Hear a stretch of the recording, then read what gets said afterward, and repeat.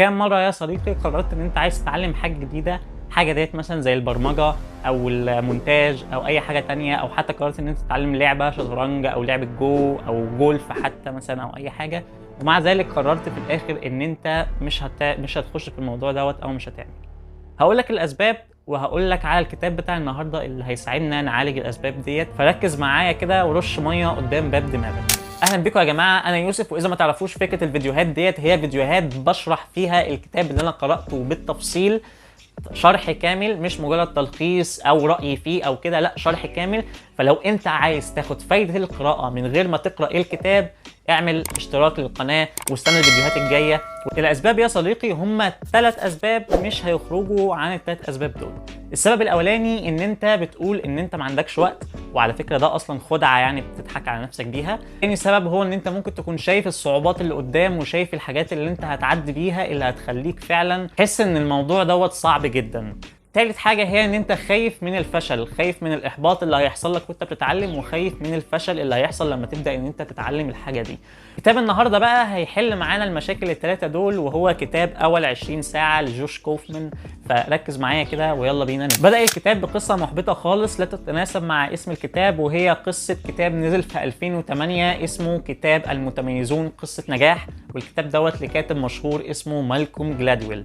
الكتاب دوت بيتكلم عن ايه؟ الكتاب دوت بيتكلم عن قاعدة مهمة جدا اسمها قاعدة ال10,000 ساعة. والقاعدة ديت باختصار كانت بتتكلم ان انت محتاج 10,000 ساعة. تخيل معايا 10,000 ساعة علشان تتقن اي مهارة. 10,000 ساعة ديت عشان تبقى فاهم بس يعني ايه؟ يعني لو انت بتشتغل شغلك اللي هو 8 ساعات، فانت محتاج 3 سنين ونص من الشغل المتواصل على المهارة ديت بتركيز واتقان وتشغيل دماغ وتفتيح دماغ علشان تقدر توصل لل10,000 ساعة دول. طيب سيبك من كده، لو انا بتمرن مثلا 4 ساعات او 3 ساعات ونص في اليوم، ده الشخص الطبيعي اللي شغله في الحياة ان هو يتمرن لحاجة معينة، بيتمرن من حوالي 3 ساعات ونص ل 4 ساعات في اليوم. فهو محتاج قد ايه؟ محتاج على الاقل عقد كامل من الزمن، والعقد ده يعني 10 سنين. بس خلي بالك من حاجة الناس ما خدتش بالها منها ساعتها وهي بتقرأ الكتاب، ان ده علشان تخلي نفسك من احسن الناس اللي في اللعبه او من احسن الناس اللي في المهاره ديت وتتقنها. بس احنا في الكتاب دوت احنا مش عايزين اتقان، احنا عايزين بس نعدي ليفل معين، الا وهو الليفل اللي اسمه ليفل الاحباط. انت بتبدا تتعلم، الكيرف بتاعك بيبقى نازل لتحت قوي، بتدي وقت وما بتلاقيش قدامه مقابل لان انت لسه دماغك ما اتعودش على الموضوع. فالكتاب هيساعدك في الحته دي بس، بحيث ان انت تطلع من الحته بتاعه ان انت بتدي وقت وما بتلاقيش قدامه عائد، ان هو هيوصلك لليفل متوسط، ليفل يخليك لو هتلعب لعبه فانت بتلعبها بمستوى كويس، يخليك ان انت شكلك كويس قدام الناس. لو مثلا بتتكلم لغه هيخليك ان انت تبدا تفهم بقيه يعني اجزاء بسيطه من الكلمات والجمل، وهكذا وهكذا في كل حاجه. بيوصلك لليفل تشيل فيه جزء بتاع الاحباط وتلاقي ان انت فعلا بدات تجني المهاره دي. الوقت دوت هيبقى هو 20 ساعة. ركز بقى معايا علشان نعرف ازاي هنعمل دوت بالتفصيل. بدأ الكاتب ان هو يتكلم عن حاجة مهمة جدا، وهي الفرق بين التعلم واكتساب المهارة والتدريب. فهنتكلم على اول حاجه هو الفرق بين التعلم واكتساب المهاره. وهو ضرب مثال جميل قوي ان هو في الثانويه العامه كان بياخد لغه تانية زي ما احنا كلنا في الوطن العربي بناخد لغه تانية جنب اللغه الانجليزيه، هو برضه كان بياخد لغه تانية وهي اللغه الاسبانيه. بدا ان هو يتعلم تصريفات الافعال والضمائر وازاي ان هو يكون الجمله والحاجات اللي زي كده. فده الجزء بتاع التعلم بتاع اللغه. بس هو بيقول ان هو لما خلص الثانويه العامه حتى الان ما بيعرفش يتكلم اي كلمه اسبانيه، وما بيعرفش يتكلم مع اي حد اسباني ويفتح معاه نقاش. ليه؟ لان دوت حاجه اسمها التعلم مش اكتساب المهاره. اكتساب المهاره بقى هو ايه؟ هو الجزء بتاع ان انت فعلا خلاص بدات ان انت تفهم الكلمات وبدات ان انت نوعا ما هتعرف تتكلم وكده. انما التدريب واكتساب التعلم ايه الفرق بينهم هما الاثنين؟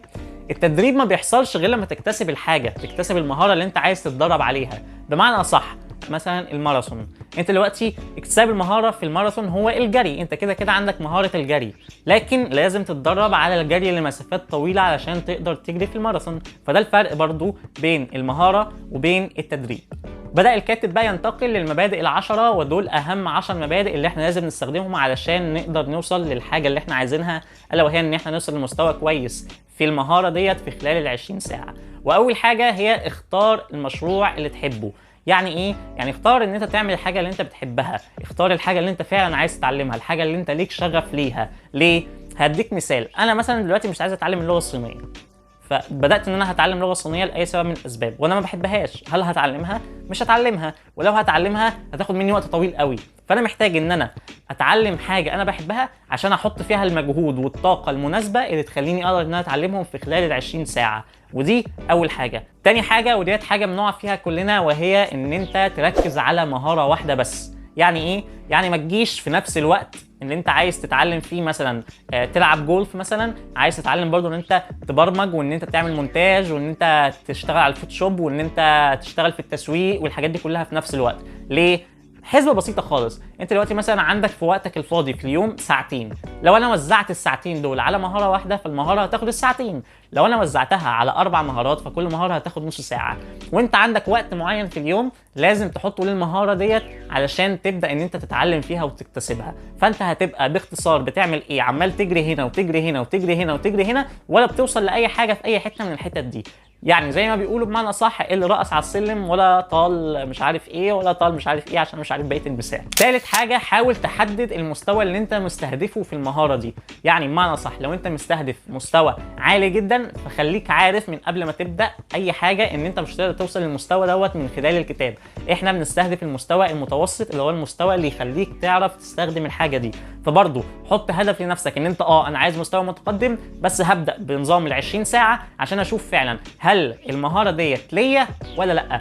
هصرف عليها 20 ساعه من وقتي واعرف ساعتها هل المهاره ديت فعلا مفيده ولا لا. هل المهاره ديت لما انا بقيت ان انا بعرف اعملها دلوقتي بشكل بسيط مأثره في حياتي او بسطاني زي ما انا كنت متوقع ولا لا. لو وده المستوى اللي انا عايزه فانا كده خلاص اتعلمت المهاره ديت ومش محتاج حاجه تانية. لو برضو وانا عايز مستوى اعلى من كده فساعتها انا بقى هبدا احط وقت زياده واحط فيها مجهود زياده، بس انا عرفت خلاص ان ديت الحاجه اللي انا عايزها. وركز قوي في الحاجه دي ان انت لازم تكون الحاجه اللي انت عايزها. في حكمه قالها كارل بوير، وهو واحد من اشهر الفلاسفه اللي كانوا موجودين في القرن اللي فات، وهو قال ان افضل شيء للانسان ان هو يكتشف مشكله، وبعد ما يكتشف المشكله ديت يبدا ان هو يقع في غرام المشكله. ودي جزء مهم قوي يا جماعه، ان انت تحب الحاجه اللي انت عايز تحلها او تحب المشكله اللي انت واقع فيها عشان تعرف تحلها. ثالث حاجه، ان هو يسعى بقيه حياته لحل هذه المشكله. ساعتها حياتك فعلا هتكون سعيده لان انت بتشتغل على حاجه انت بتحبها، والحاجه ديت مع الوقت هتبقى كويس فيها وهتتحسن فيها. رابع حاجه، فكك المهاره الى مهارات اصغر.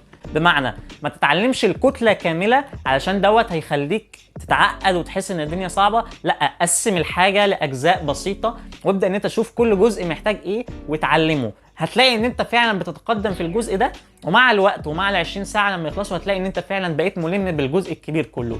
يعني بمعنى صح، ما تاخدش الحاجه كلها مره واحده فوق دماغك وما تكلكعش الدنيا، لا، سهل الدنيا على نفسك وقسم التاسك او المهاره اللي انت عايز تتعلمها لاجزاء بسيطه وتعلم جزء. خامس حاجه، احصل على الادوات. يعني ايه؟ يعني حاول على قد ما تقدر قبل ما تبدا اي مهاره تبقى مجهز الادوات بتاعتها. انا عايز اتعلم سكيتنج، انت محتاج سكيت بورد، مش هتعرف تتعلم سكيتنج من غير ما يكون معاك سكيت بورد، ده الطبيعي جدا، يعني مش محتاجين ان احنا نقول حاجه. انا محتاج ان انا اتعلم برمجه، لازم يكون معايا لاب ولازم اكون منزل البرامج اللي انا عايز اشتغل عليها. انا محتاج ان انا اتعلم فوتوشوب، لازم تنزل الفوتوشوب. بتحاول في الاول ان انت تجهز البيئه المناسبه اللي تقدر تساعدك ان انت تتعلم المهاره دي علشان ما تجيش في النص وتعطل. سادس حاجه، تخلص من عوائق التدريب، ودي مهمه جدا يا جماعه بجد. لان انت ايه عوائق التدريب؟ اول حاجه التليفون اللي انا بصور منه ده، حط التليفون دوت جنبك وانت بتعمل اي حاجه مش هتعمل الحاجه دي. لا، هتحطه جنبك، حطه على وضع الطيران بحيث ان النوتيفيكيشنز بتاعت السوشيال ميديا ما تجيلكش، او بحيث ان محدش يرن عليك ويضيع وقتك. لان من اهم الاساسيات والقواعد خلال ال 20 ساعه دول ان انت لمده 20 يوم كل يوم هتاخد 60 دقيقه بتتعلم. اول ما تظبط التايمر ان انت خلاص بدات الساعه اللي انت تتعلم فيها دي، ما ينفعش تقوم لاي سبب من الاسباب، لازم الساعه تكون متواصله علشان تبدا ان انت تركز وتبدا ان انت تستفيد من الساعه دي، لان هي مجرد ساعه واحده بس في اليوم، فلازم تكون بتستغلها احسن استغلال. تليفونك بره، اللابتوب بتاعك بره، التلفزيون مقفول، اي حاجه من الحاجات اللي بتشتتك تكون بعيده عنك في خلال الساعه ديت علشان تحقق اكبر استفاده من الساعه دي. في اصلا دراسه اتعملت يا جماعه بتتكلم عن ان تاثير التليفون طول ما هو موجود معاك في نفس الاوضه وانت بتذاكر او انت بتعمل حاجه بيأثر على تركيزك جامد جدا، مجرد بس ان هو موجود معاك في الاوضه، بعيدا عن ان هو شغال او مش شغال حتى. فحاول على قد ما تقدر ان انت تخرج التليفون بتاعك من الاوضه وانت بتعمل المهمه اللي انت بتعملها. 7، خصص وقت للتدريب. ودي ممكن تبان بالنسبه لكم ان هي حاجه مش مهمه قوي، ما اتدرب في اي وقت، المهم ان انا اتدرب. لا، مخكم يا جماعه بيعشق العاده والنمطيه. فانا مثلا لو ظبطت كل يوم ان انا الساعه 8 بالليل هقوم اعمل كذا لمده من 8 ل 9، فمخك مع الوقت هيبدا ان هو يتعود على ان هو الساعه 8 جت خلاص قوم اعمل اللي انت بتعمله. انما لو نطورت الموضوع في خلال اليوم فمش هتكتسب العاده ديت بسرعه. فانت محتاج ان انت تثبت وقت معين للتمرين علشان تظبط مخك على العاده ديت وتخليه يساعدك في ان هو يتدرب عليها ويهتم بيها. 9، اتمرن باستخدام ساعه. يعني ايه؟ جيب تايمر او جيب ستوب ووتش او جيب اي حاجه واظبط الساعه اللي انت هتقعدها. ودي حصلت معايا بجد يا جماعه، لان ايه؟ انت لما بتيجي تبدا في الاول انت مش عارف تعمل الحاجه اللي انت بتعملها دي، انت قاعد قدام الحاجه وفعلا مش عارف تعملها وبتحاول ان انت تعافر وتذاكر فيها، فمخك بيوهمك ان الوقت عدى. انت ممكن تقعد اظبط ساعه، تمام، او خلي حد يظبط لك ساعه وما يقولكش ان هي هتخلص امتى، اقعد اعمل الحاجه، هتحس ان الساعه ديت عدت عليك 3 أو 4 ساعات. انا كنت ببدا في الاول كنت بظبط 45 دقيقه وبريح 5 دقائق وبعد كده بظبط بعدها بقيه الوقت. كنت ال 45 دقيقه قبل ما اظبطهم كنت ممكن بحس ان ال 10 دقائق اللي انا قعدتهم دول 45 دقيقه وكنت بقوم. لما جيت ظبطت التايمر لقيت كده، لقيت ان انا فعلا بحس بعد 10 دقائق او ربع ساعه بكتير قوي من الوقت ان انا خلاص خلصت، يعني الوقت عدى وخلاص انا خلصت، بس بلاقي ان كل اللي انا عديته في الوقت اصلا عباره عن 10 دقائق او ربع ساعه بالكتير قوي. فحاول ان انت تظبط تايمر علشان دوت هيخليك فاهم ان الوقت لسه ما عداش، الوقت لسه ما خلصش، اقعد اعمل اللي انت بتعمله. 10 حاجه وديت هحكيها لكم في قصه بسيطه جدا. الكاتب بيحكي عن القصه ديت، بيقول لك ان هو كان في مدرسه عملت مسابقه وعايزه تثبت فكره معينه هقول لكم عليها في الاخر، فجابوا فريقين من الطلاب. فريقين من الطلاب دول شغلهم ان هم بيعملوا خزف. في فريق قالوا له انت دلوقتي هتقعد عايزين منكم في خلال ساعه احسن مزهريه كماليه تقدروا تعملوها، يعني احسن مزهريه موجوده تقدروا تعملوها. والفريق الثاني قالوا لهم انتوا هتاخدوا درجه الامتياز لما تعملوا اكبر عدد ممكن من المزهريات. يعني فريق هيعمل مزهريه جميله جدا فبناء عليه ياخد الامتياز، فريق تاني هيعمل اكبر عدد من المزهريات فبناء عليه هياخد الامتياز. تتخيلوا مين اللي عمل احسن مزهريه؟ الموضوع هيبقى غريب شويه، بس اللي عمل احسن مزهريه هم اللي عملوا كميات كبيره. ليه؟ لان الفريق التاني قاعد ان هو بداوا يتكلموا ويشوفوا ازاي هيعملوا احسن واحده وما جربوش غير مره او مرتين والموضوع فشل معاهم وانتهى الموضوع وانتهى منهم الوقت، لانهم كانوا بيفكروا في الطريقه اللي هيعملوا بيها المزهريه الكامله. وفي حكمه مهمه قوي في الموضوع دوت، هي done is better than perfect، يعني ان انت تعمل الحاجه احسن من ان انت تعملها باحسن شكل ممكن. فانت لما تيجي تروح بقى للفريق التاني هتلاقي الفريق التاني عمل اول مزهريه كانت شكلها وحش، عمل تاني واحده كان شكلها وحش، عمل تالت واحده كان شكلها وحش، عمل 20 واحده كان شكلهم وحش، بس هو مش مهتم بالشكل، هو كان مهتم ان هو يخلص الكميه المطلوبه. ففي وسط الكميه وفي وسط ان هو عمال يعمل ويتعود يعمل ويتعود، عمل مزهريات اجمل من المزهريات اللي التانيين عملوها اللي كان هدفهم وهما بيعملوها الكمال. فالحته ديت بقى نستفيد منها ايه؟ وهي النقطه العاشره، ان انت تركز على الكميه وعلى السرعه. ما تقعدش ان انت تشوف تقول ايه، طب انا لو جيت اكتب الكود بالطريقه الفلانيه ايه اللي هيحصل، طب انا لو عدلت التعديل بالطريقه الفلانيه ايه اللي هيحصل. لا، عدل بالطريقه دي وشوف، وعدل بالطريقه ديت وشوف، وعدل بالطريقه ديت وشوف، وفي الاخر هتلاقي ان انت بتتعلم وبتوصل للطريقه المثاليه انت هتعرف تشتغل بيها على مدار تدريبك في المهاره ديت.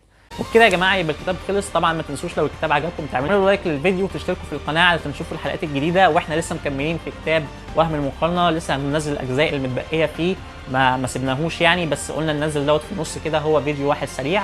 مش طبعا تعملوا لايك وتشتركوا في القناه. اشوفكم في الفيديو الجاي، سلام.